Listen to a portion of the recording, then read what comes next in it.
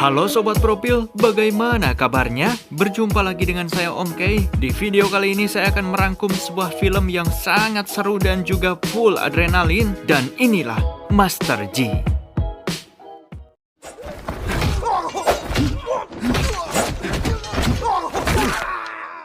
Cerita akan berfokus pada seorang duda anak satu bernama Tianzi, seorang ahli ilmu bela diri aliran Wing Chun Kidul, di mana hanya Ip Man lah satu-satunya orang yang bisa dan juga pernah mengalahkan kehebatan Wing Chun Kidul Tianzi tersebut beberapa tahun yang lalu. Setelah kekalahan memalukan itu, Tianzi memilih untuk bekerja sebagai tiger atau pembunuh bayaran dari seorang bos pengusaha setempat. Meski bekerja di bidang bisnis hitam, namun Tianzi memiliki satu prinsip, yaitu ia tidak akan menyakiti anak-anak, wanita, dan juga orang-orang baik. Akan tetapi usai bertahun-tahun lamanya bekerja menjadi tiger, Tianzi akhirnya sering merasa sakit encoknya mulai kambuh dan memutuskan untuk pensiun saja karena ia ingin fokus menjalani hidup yang damai bersama putranya. Tentu saja si bos menghargai keputusan Tianzi tersebut, namun sebelum berpisah si bos lantas mencoba mengetes kemampuan Tianzi untuk beradu cepat dengan peluru pistolnya. Saat itu Tianzi sempat baku hantam dengan Mamang Ting, si tiger barunya si bos dari Thailand. Namun karena si bos menghentikan duel tersebut, maka Mamang Ting pun membiarkan Tianzi untuk pergi.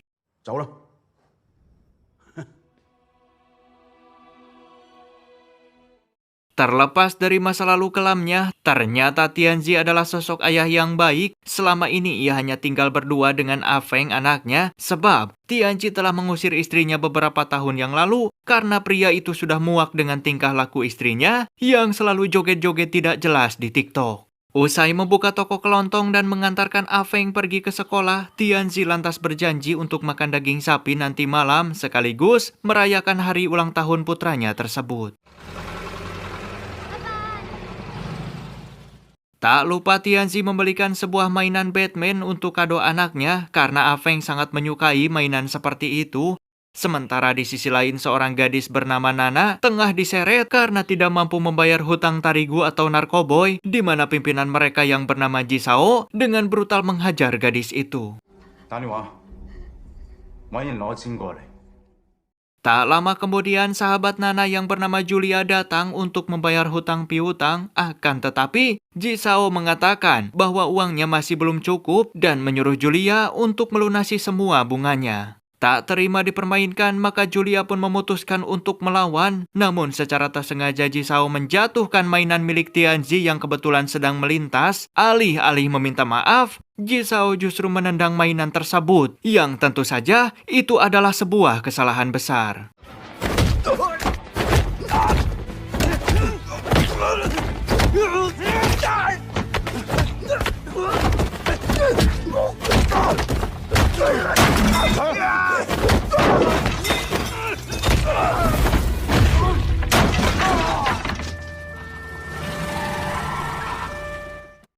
Alhasil mereka semua pun dibawa ke polsek setempat, akan tetapi dikarenakan Jisao menyogok pala Dusing dengan segopok uang, maka permasalahan pun selesai begitu saja. It's just self-defense. Let them all go. Huh? No problem, sir. Dikarenakan harus berurusan di polsek tadi, hal itu membuat Tianzi terlambat pulang ke rumah dan acara makan daging sapi pun harus batal karena wartegnya sudah tutup. Sebagai gantinya, Tianzi memberikan kado mainan Batman di mana ia berjanji akan merayakan ulang tahun Afeng di lain hari. Wah, happy Vlog ah!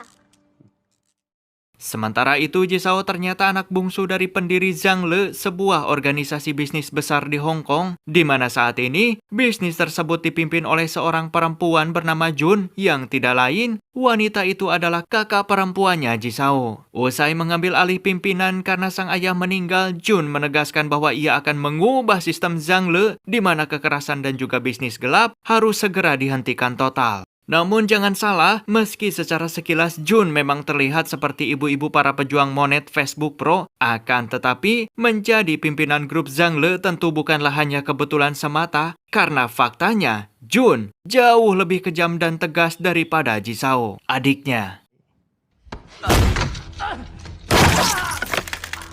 送紅叔翻屋企。 Suatu malam Tianzi mendapat serangan dari Jisao dan antek-anteknya. Jelas, meski Jun kakaknya melarang keras segala bentuk kekerasan, namun menurut Jisao, sebuah aturan dibuat di dunia ini hanya untuk dilanggar. Akan tetapi tentu saja menghabisi seorang Tianzi tidaklah semudah itu, karena meskipun gerbang sudah dirantai dan rumahnya dilempari bom molotov, Tianzi masih sanggup untuk melarikan diri dengan putranya.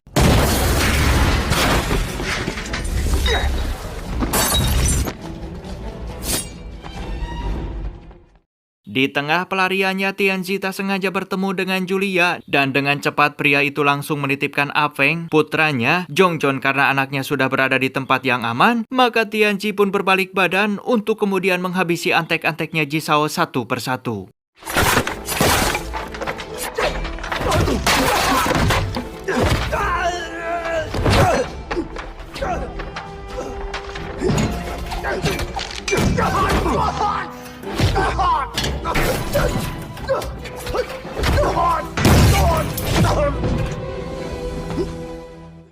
Dan ya, situasi semakin panas karena Mamang Ting yang masih penasaran, pria itu datang untuk kembali melanjutkan baku hantamnya dengan Tianzi yang beberapa waktu lalu sempat dihentikan oleh si bos.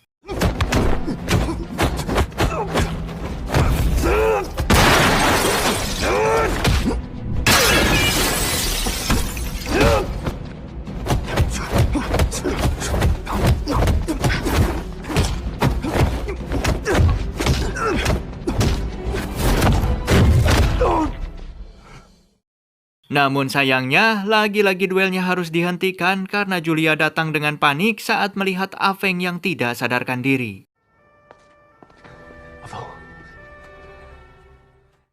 Setelah itu, Tianzi membawa Afeng ke puskesmas dan seperti yang kalian duga, di mana para Dusing sama sekali tidak mau bertindak dan seolah-olah mereka tutup mata karena mereka sudah tahu bahwa Jisao adalah dalang di balik kasus penyerangan tersebut.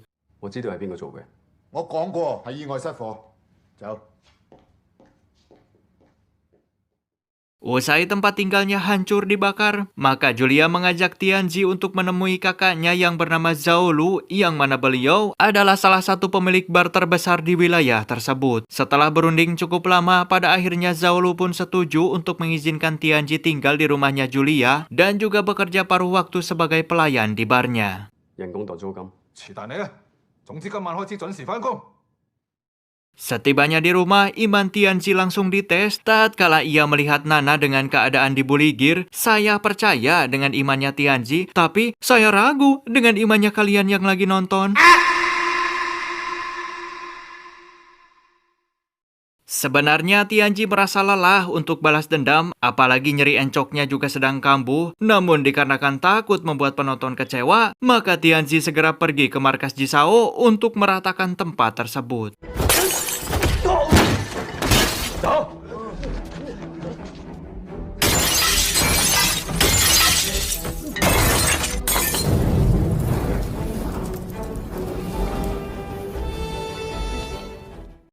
Setelah membakar markas Jisao, Tianzi lalu pergi ke bar untuk bekerja. Akan tetapi di hari pertamanya bekerja, Tianzi mendapat teguran dari Zhao Lu karena Tianzi terlihat keras kepala dan tidak mau mengalah kepada salah seorang tamu yang datang. 酒吧街係有規矩嘅，你同我激。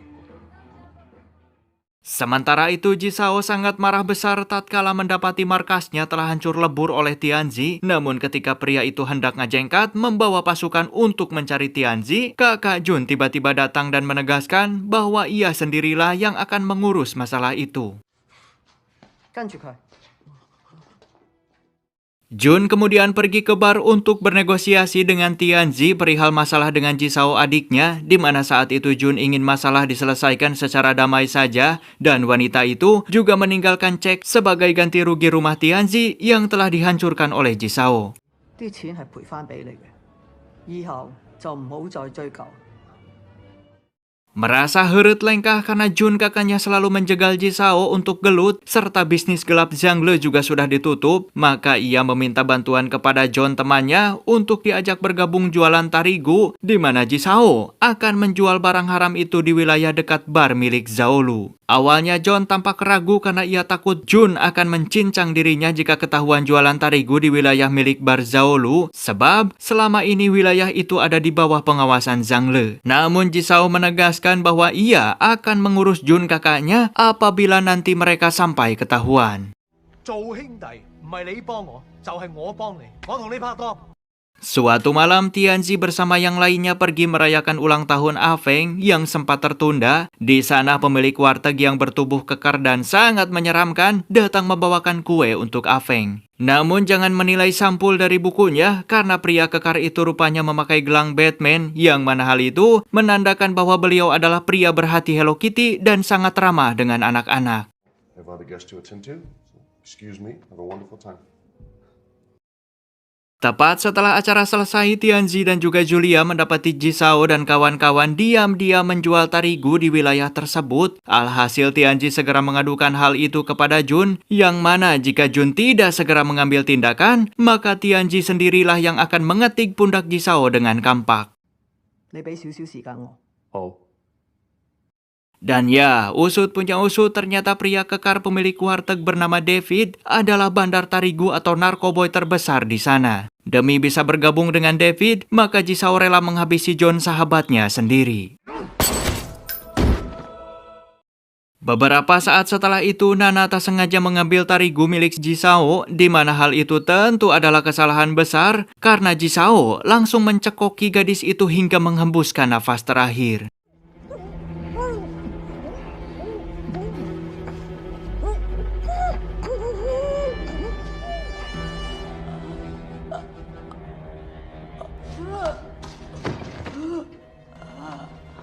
Nana, Nana, Nana, Nana， 有冇人啊？救命啊！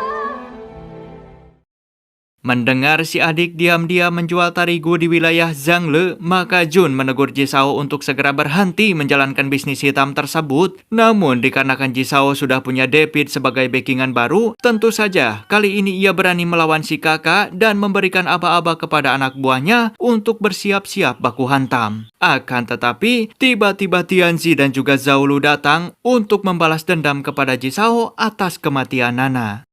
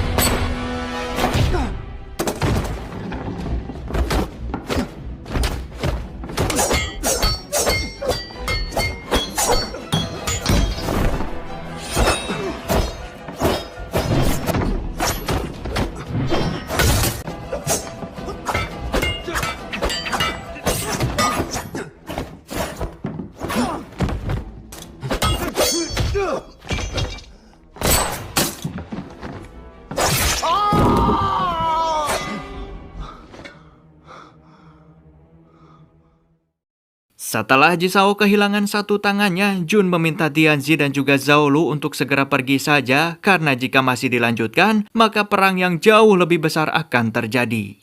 我一定剷平你嘅酒吧街。 Setelah masalah dengan Jisao selesai, hubungan Tianzi dengan Zhaolu semakin akrab. Bahkan saat itu Tianzi bercerita perihal kekalahannya dari Ip Man ketika beradu Wing Chun, dan yang membuat Tianzi haneul adalah ia dikalahkan Ip Man dengan jurus kepret gurame yang hingga detik ini Tianzi tidak mampu menguasai jurus tersebut. Setelah kekalahan itu, Tianzi langsung pensiun serta menutup perguruan bela dirinya karena ia merasa malu serta menganggap dirinya tidak layak menjadi guru Wing Chun. Dan jika diperhatikan, hingga saat ini Tianzi tidak pernah memakai teknik Wing Chun lagi saat baku hantam dengan siapapun. Tak lama setelah itu Barzaulu digeledah dan difitnah oleh Pak Ladusing seolah menjual tarigu di barnya. Alhasil Zaulu pun dibawa oleh mereka untuk diamankan. 阿哥冇事，等我翻嚟食早餐。 Akan tetapi alih-alih dibawa ke polsek, Zaulu justru dibawa kepada David dan naasnya Zaulu tidak berdaya tatkala David menghabisi pria itu hingga meninggal.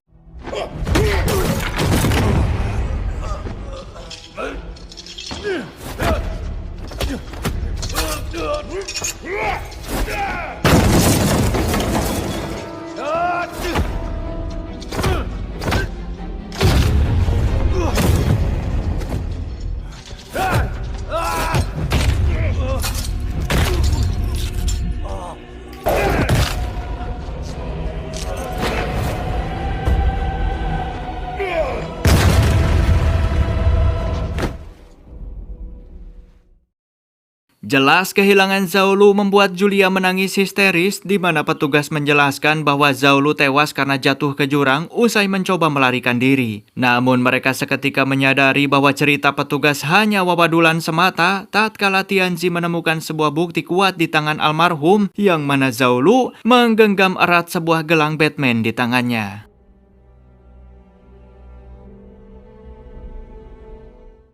Menyadari semua itu adalah perbuatan David si pemilik warteg, Julia pun memutuskan untuk pergi balas dendam. Akan tetapi, Tianzi menahan gadis itu dan mengatakan bahwa dirinya lah yang akan pergi menghajar si David. Namun sebagai gantinya, Julia harus menjaga Afeng sampai nanti Tianzi kembali pulang dengan selamat.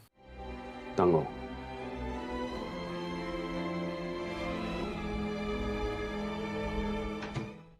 Tanpa banyak cincong, Tianzi langsung mengajak David si pria kekar dan menyeramkan itu untuk bertarung 1 lawan 1 sampai mati.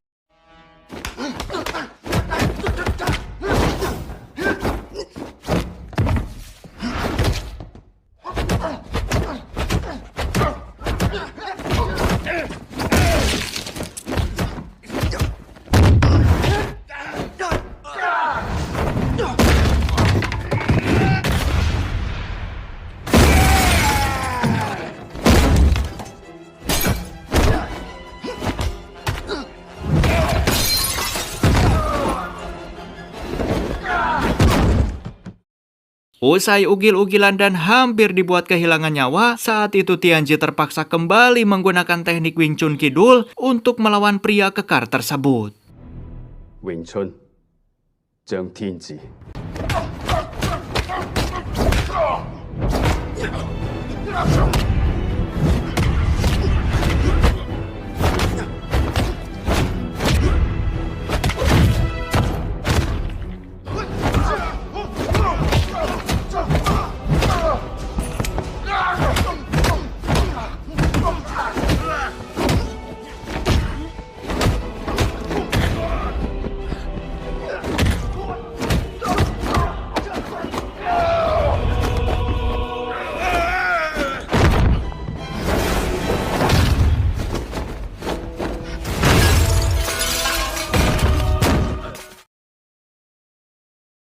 Ketika si David hampir saja mokat, tiba-tiba Pak Ladusing datang untuk menangkap Tianzi. Namun dikarenakan barang bukti tarigu milik si David yang terlalu banyak di bagasi mobil, yang kebetulan juga disaksikan oleh para warga, maka Pak Ladusing langsung ditangkap oleh bawahannya sendiri setelah ketahuan membela pelaku kejahatan. Take your hands off of me. I'm your commanding officer. Melihat keadaan yang kawur, David memanfaatkan kesempatan itu untuk melarikan diri. Akan tetapi, tiba-tiba Mamang Ting datang dan menyerang kepala si David hingga kojor di tempat. Setelah semua masalah selesai, pada akhirnya Tianzi pulang dan hidup damai dengan Afeng serta si cantik Julia.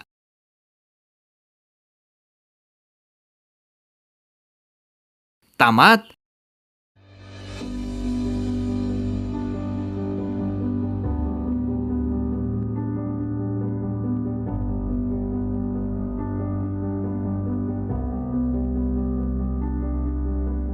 Poin yang dapat kita ambil dari film ini adalah jangan terlalu membenci sesuatu secara berlebihan, sebab bisa jadi hal tersebut adalah satu-satunya yang bisa menyelamatkan hidupmu. Saya Om Kay pamit undur diri, terima kasih telah menonton, dan tak henti-hentinya saya akan selalu mengingatkan Anda untuk segera mensubrek channel ini.